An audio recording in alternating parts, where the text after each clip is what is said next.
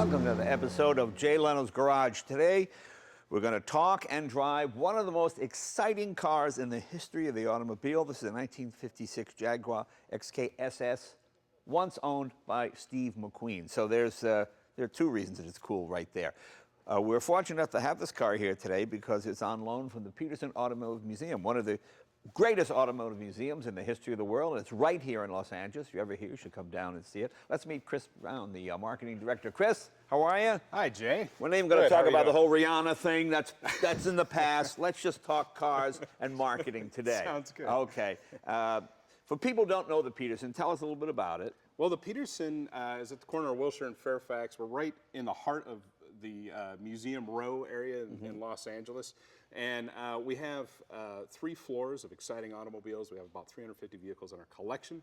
And our collection is very eclectic, something you're familiar with. And it keeps changing. Every time I go, there's different things that come up from the basement and move different cars around. Yeah, we always have new exhibits. So it makes it interesting. You can always come back and see something new every time. Right. Well, I want to thank you for bringing this car here because this car has been around Los Angeles for years and years. When I first came in the 80s, I would see Steve McQueen in this car, which was actually very cool. Then it was just an old Jag. Right. Of course, the most exciting Jag ever built, but by far. Pretty cool. And just the fact that the Peterson lets these cars get out and be driven shows that it's sort of a living, breathing museum. A lot of museums, stuff just sits there for 30 years and they don't run right. A car needs to be exercised, and consequently, they just become static displays. Whereas the Peterson, you take the car out and they drive it around, they take it to events. So it's really exciting to see them used as they are intended. We do take it to a lot of events. It's been on different driving tours.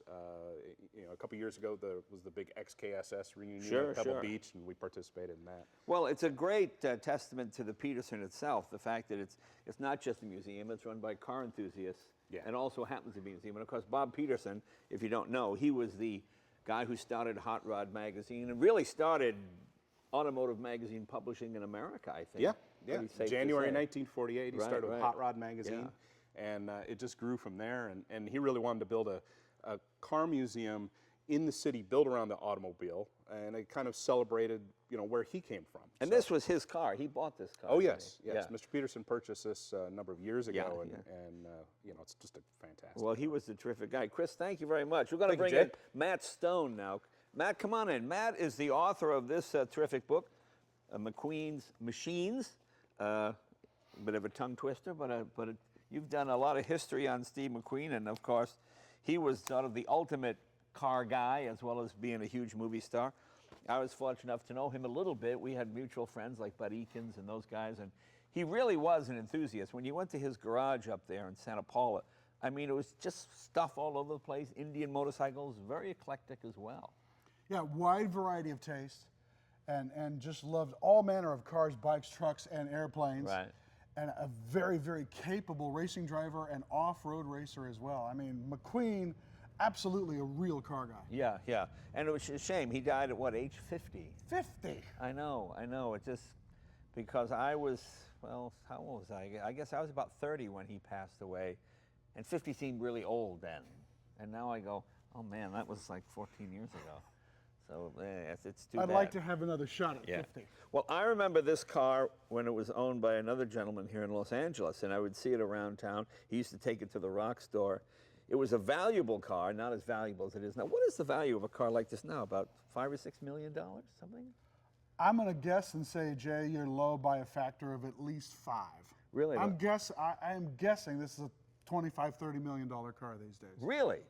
Wow. I think so. Okay. That's one man's opinion. Tell us a little history of the car as you know it. Well, the XKSS, as you know, Jay, is a streetified Jaguar D-Type.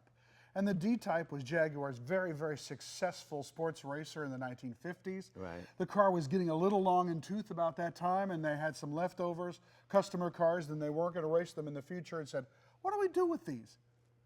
So they said, we'll do some exhausts and some glass and a few little things, and call it the XK Super Sport, the XKSS, and sell them as street cars. Right. Imagine that happening today. No, it would be hard to do today, but I mean, I love that era when street cars were very close, or race cars were very close to street cars. You know, in those days, you could literally drive your car to Le Mans, change the gearing, change the tires, win the race, and drive home. I mean, that would be impossible to do now because everything is so specific. But it was a great era. And how many XKSSs? I remember there was a big fire in Browns Lane. A bunch were destroyed, correct? The original plan was to build about 25 of them, and they ultimately did 16. This is one of the 16. Okay. And where does this fit in on the 16? Do you know, or is there? Serial number 713, and I'm not sure exactly in the hierarchy where that comes in. Okay. And of course, the windows did not come down, right? You have to unscrew them here if you want to take them off. Had a top, gas tank right behind there. Doesn't look like the seat's adjustable at all, is it? No. Not so. Funny thing about the seats, Jay, very much relating to one of your cars. Who upholstered the seats in your Mercedes Gullwing? Oh, that would be Tony Nancy. Oh, Tony Nancy did the... Those are Tony Nancy seats, Oh, too. okay. Well, Tony Nancy was a very popular hot rodder back in the 50s and 60s who did all the cars for Hot Rod Magazine and Carcraft and all the sort of cars that went on the show circuit. So, oh, that's pretty cool. So I was going to say that didn't look like original quilting material. Well, because the car was originally white with a red interior. Right. And Steve McQueen had it redone to these much more subtle colors. Right. He never went for screaming colors. You didn't see Steve McQueen running around in bright red cars. Or even the white with the red, maybe just a little too much for him. But he ended up with this very traditional and elegant British color scheme, including having Tony Nancy do the seats. And I'll show you another little trick. What's that? See the glove box? Right. Lid? Yeah. That's originally just an open binnacle. Yeah. And Steve McQueen wanted a place to keep his cigs and his keys and his sunglasses and whatever. So he had somebody whip up that little door for him by the name of Von Dutch. Oh, Von Dutch. Okay. That's a Von Dutch fab right there. Okay, that's interesting. That's interesting as well. And Steve McQueen's sunglasses sold for $70,000. It gets a little silly. I mean, I like the guy, but come on, 70 grand for a pair of sunglasses. But hey, that's the power of being a movie star. Tell us, let's get back to the car now. I've got a couple of XK120s, and this is what, a 3.4 or 3.8? 3.4. 3.4. And how is it different from the XK120 motor? Horsepower, cam, what's different? Hotter cams, bigger carburetors, higher compression, but substantively and architecturally much the same motor that you would have found in an XK140 of the day. And how many horsepower would this be? I want to say it was rated around 250. Okay. And when you drive it, you'll decide. Yeah, It's about a 5-second car. So in the parlance of 1956 or today, it's still fast. Yeah, this is one of the fastest cars of the period, certainly. And the fact that it's basically the same engine that was in the sedans and in the sports car is pretty amazing. Well, let's go around, let's take a look. Spare tires kept back here, correct? Mm-hmm. You pop this door open, and that was a regulation that the race car had to carry a spare, correct? To prove that it really did stem from a street car. Mm-hmm. Okay. How legitimate that rule was or wasn't, who knows, but that was the rule, and that's what they made this car do, because it really did stem from a race car becoming a street car, not the other way around. A lot of aluminum in this car, so to keep the weight way down. I don't recall exactly what it weighs, but it's very light. Is the body aluminum? Most of it. Oh, okay. Several bits of it. Yeah. Okay. So I remember initially in '48 they built some aluminum body XKs, and then they went to steel bodies. Correct. And this looks safe, huh? The gas tank right here behind your head. I guess that's for better weight distribution because it's in the center of the car. Can we open the hood? It's fine with me. Yeah, let's take a look. Sure, it's not his car. What does he care? Chris, can you help us out here? Yeah, just undo the buckle there. And Okay. latch. All right. It's nothing. Boy, it is very light, isn't it? This is a dry sump system, correct? Yes. Which, of course, is different from the regular XK120 or 140. That was not dry sump. What else is different? It's got Webers on it, which it didn't have. So the D-types all ran Webers, huh? Very nicely done. What do we have here? Oil cooler? Yeah, aluminum radiator and coolers up front. What's really significant to me, Jay, chassis-wise, is like an E-Type and some of the others, from right about here back, It's a monocoque tub. Okay. And this structure here is a bolt-on tubular frame that the suspension and the engine all mounts to. So it's a semi-tube frame, semi-monocoque design. Boy, nicely done. I imagine the heads are all ported and all that. I'm thinking, yeah, she breathes pretty well. Well, we have talked before, Jay, that your Gullwing was perhaps the very original exotic car. Right. And I think this one is right in the same ballpark. Sure, You look at some of exactly. this hardware and the features, and it's a pretty exotic Well, the disc machine. brakes alone are pretty amazing. Are those the stock wheels on the car? Yeah, they are. Dunlop knockoffs, but these have been shined up a little bit, polished. Okay. Most of them were stove enameled or painted silver. Okay. As you could imagine. Now, were they polished in the day, or did Steve have that done? No, you it know? was done during McQueen's ownership. Yeah, well, it looks great. It looks great. Matt and I aren't exactly experts on this engine here, but I can see our shop foreman. You know Bernard. Well, he used to race these, used to work. He's over there frothing at the mouth. Take a look at him. Bernard, come on in here. We're asking about, this is the master cylinder, obviously. Yes. I'm asking about the third line. I know one is front, one is back. Well, Jaguar built a very sophisticated hydraulic system. They actually had a pump that actuated the brakes, like a power brake. So, Or like a booster. Yeah. like a booster, yeah. And so this line that you're asking about, this one here Yeah. is for the back. Right. And then this other one, Oh, the small one's for the the front. small one goes up front for the front brakes. And then the big one. That's fluid supply and fluid return to the reservoir. Now, we were talking about the head before. I remember there was a D head that was different, wasn't there? They made what they called a wide angle head, and they splayed the valves out farther. This is not one of them, because the wide angle head, this distance in here Right. is about twice as much, Okay. Now, because they splayed the cams out. did only the racing ones have that, or why did some have Right, that? that was only a racing version, and it allowed them to put I think it's a 2 1/8 inch or a 2 1/4 inch intake valve in it. And you mentioned this engine is tilted about. Yeah, it's tilted about 7 degrees to the left. Okay. In order to get better hood clearance. Oh, okay. So that was unusual. The drilling on the back of the motor for the gearbox is tipped 7 degrees, so this motor will not fit into a streetcar. Oh, okay. All right. And then these subframes here, although they're very much like the E-type, but it goes all the way back to the back bulkhead through the tunnel, so they reinforce it that way. And the monocoque, of course, is all aluminum. This is all aluminum. Okay. Yeah. And is the gas tank right here, or does that hose go back to the standard?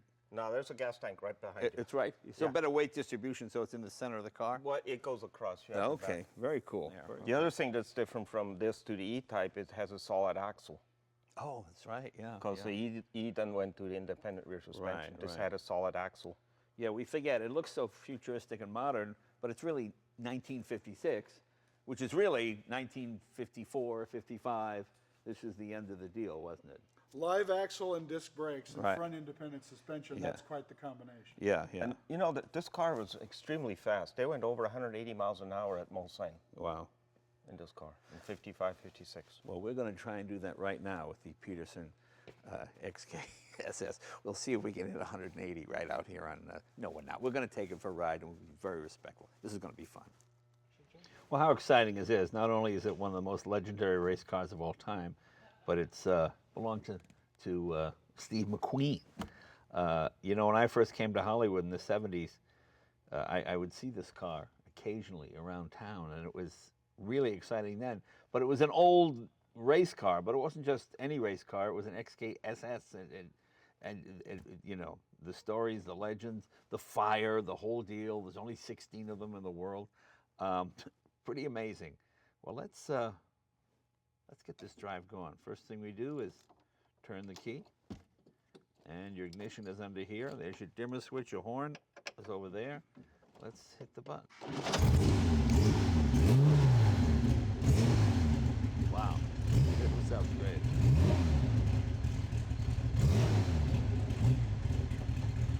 You know what's sad? I will never be Steve McQueen, but let's. But for one brief moment, I can pretend. Let's go for a ride.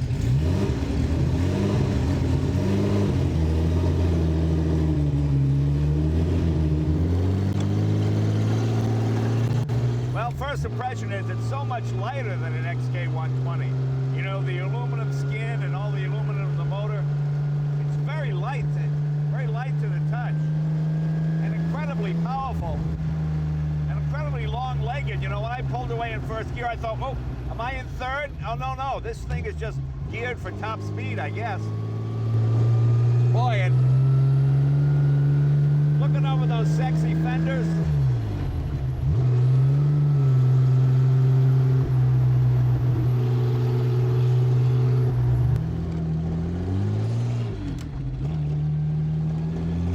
I always liked this 3.4 motor, and the 3.82, they seem to rev a lot nicer than the later 4.2s.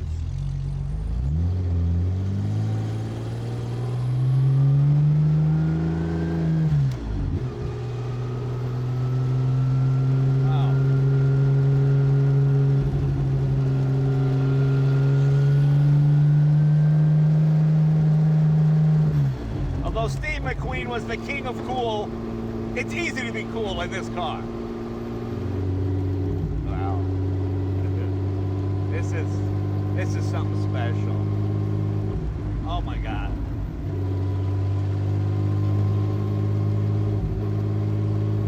Imagine seeing this car parked on the street back in the 70s. Incredible. Water, oil, temperature, all normal.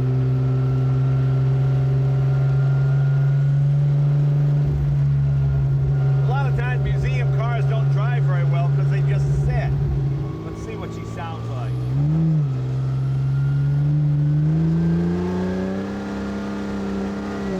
Ah, like Pavarotti.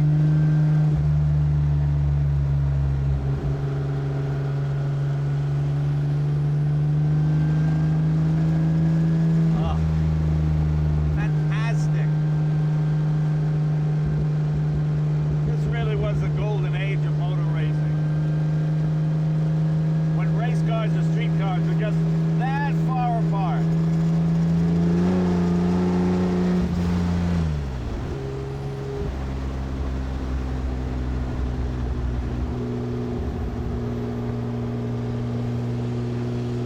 Oh, man.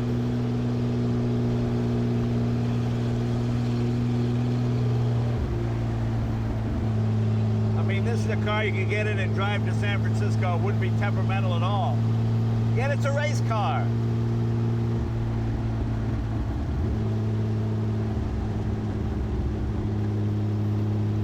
You know, there have been some wonderful reproductions of this car over the years, but nothing beats an original. Oh my God. Oh my God.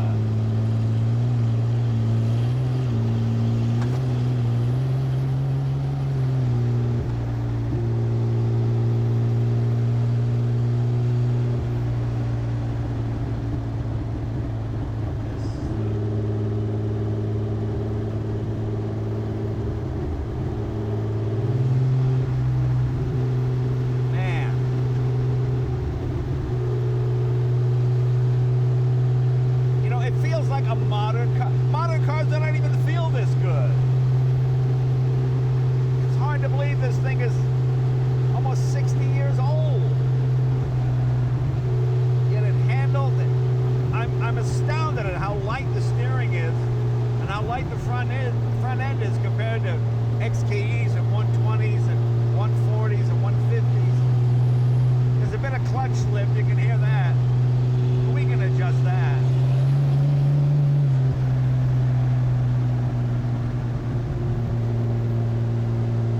I just can't believe how nice this is to drive. You know, it's like meeting a beautiful movie star and you're intimidated at first. Then you find out, oh no, she's just like a regular girl, except she's a movie star. And that's really what this car is.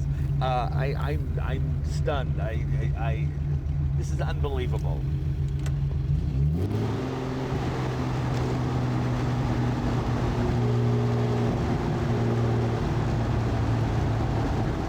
And at 60, your Bailey's trying a little over 2,000 RPM. You know, this thing has got a really high top speed.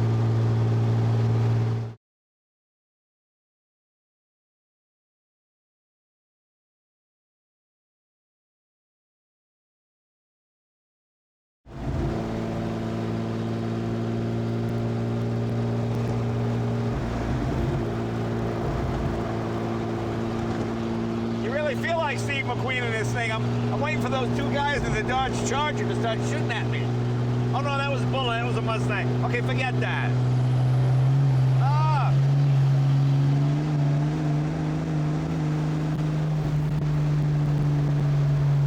I mean, it is so stable, that speed.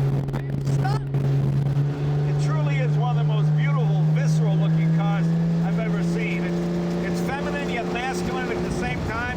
It's amazing.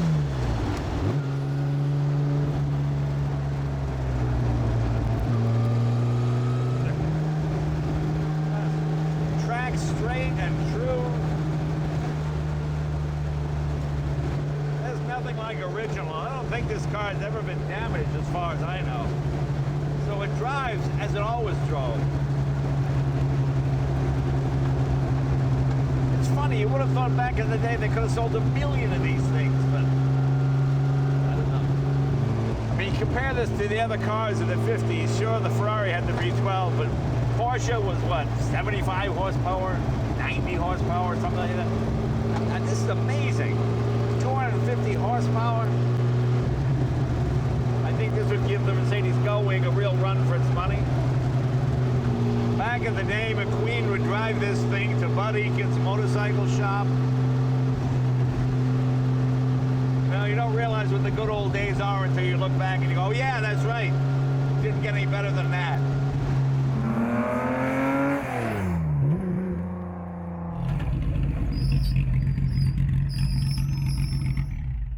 Well, what an experience that is. This is one of those cars you wait your whole life to drive, never think you'll ever get the chance, so this is a real treat. I want to thank Matt Stone, of course, who wrote the book on Steve McQueen, and the Peterson Museum. Go down and see this car in person. It'll blow you away. It'll be smaller than you thought. It'll be more compact than you thought. It'll be sexier than you thought. And it's nice to know that it's a living, breathing machine. The Peterson takes these out and uses them and then puts them back, so people like us can go and visit them anytime we want. So it's really one of the great automotive museums of the world. So if you're in Los Angeles, please come by and come by the Peterson. And once again, this has been the thrill of a lifetime. I don't know what we're going to do next week. How do you top this? See you later.